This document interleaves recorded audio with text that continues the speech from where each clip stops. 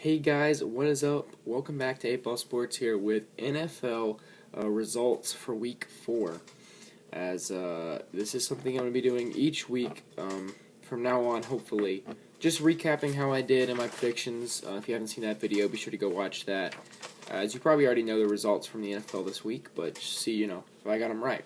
I went 9-6 this week, which last week was 9-7. This week, two teams were on bye, so obviously one less game. And basically the same result. Dolphins versus Bengals was the Monday night game. I picked that one correctly. AJ Green had a great game. I had AJ Green and Julio Jones in one of my fantasy leagues, and let's just say I won that one. Panthers versus the Falcons. I had the Panthers winning. They're 1-3 now, and it's definitely concerning if you're a Panthers fan. Falcons looked good. 500 yards passing, 300 yards receiving is insane. I think the Panthers' defense needs work. A bunch of people are talking about their offense and how it doesn't have a solid running game, which I agree. But, letting up 48 points is not acceptable to win a game. Your offense shouldn't score 50 points in order to win a game. Your defense should hold the other team to somewhere around 20 points to be considered a decent defense. The Seahawks versus Jets. I had the Seahawks winning this one, and they did 27-17. There wasn't really much to say, I guess, in this one. Seahawks won it. Russell Wilson looked pretty good. Jets drop another one.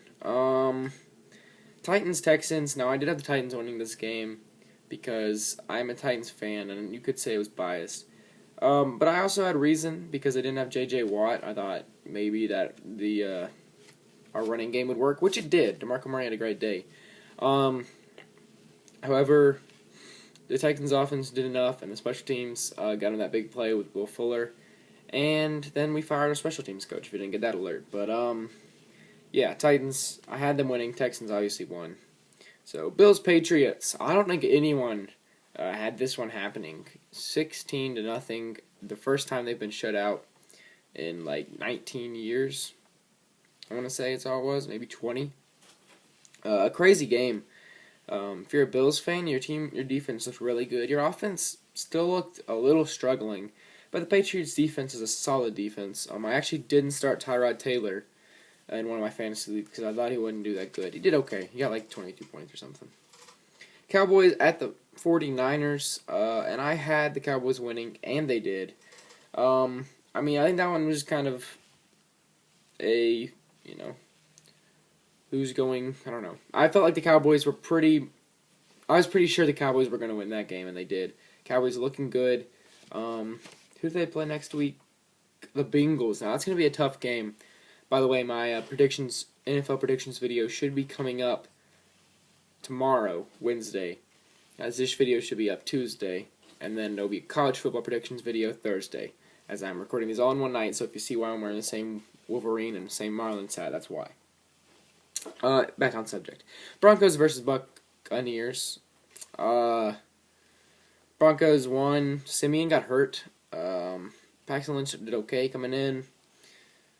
It was okay. The Broncos defense still carries that team, and that's okay because they can do that. They won a Super Bowl doing that, so. Giants versus the Vikings. Vikings 4-0. They looked good. Odell Beckham Jr. Shut down 3 for 23. 3 catches for 23 yards. Great job by the young corners of the Vikings. They do have Terrence Newman, who's really old, but other than that, the corners are pretty young. Xavier Rhodes and Trey Waynes. I want to say they're fairly young. And they both did a fantastic job in the secondary and the linebacker core with Anthony Barr and Eric Kendricks. And that defensive line, just 8 sacks the other week. I don't even know if they got sacked this game, but they were in his face in 3 seconds minimum, pretty much. Colts versus the Jaguars. I had the Jags picking up their first win, and they did. I'm not exactly sure why. I felt like the Jags would win that game, but I don't think the Colts are a very good team this year. I think Andrew Luck's a good quarterback. I don't think he's as good as everyone thinks he is. A bunch of people, say he is a top 5 quarterback in the NFL, and I think that's debatable. I think he's a solid quarterback in the NFL. I think he'll be a quarterback in the NFL for years to come. But I mean, I don't know. There's arguments you can make for both sides. I had the Jags winning that game, and they did. They looked pretty good as well. Redskins versus the Bears. I had the Redskins winning. No, Browns. Excuse me. Had the Redskins winning, and they did. I kind of just always go against the Browns, at least for now, because, well, yeah, I just do. I mean, that's just a simple fact. They're not a good football team, so Redskins, we're going to win that game. Redskins, 2 straight wins now, hoping to get it back on track and have a winning record. Raiders versus the Ravens. Had the Raiders picking up this one, giving the Ravens their first loss, and they did. So a good job by the Raiders. Their offense is just so deadly. They have such a good passing game. See, I mean, who do you rate higher, Andrew Luck or Derek Carr so far this year? I mean, I'm just bringing up more back to the Andrew Luck conversation. Who would you rate at least this year better? I think it's obviously Derek Carr, but in like so far in their careers, who would you rate better? Be sure to leave that down in the comments, as I would like to know your opinions.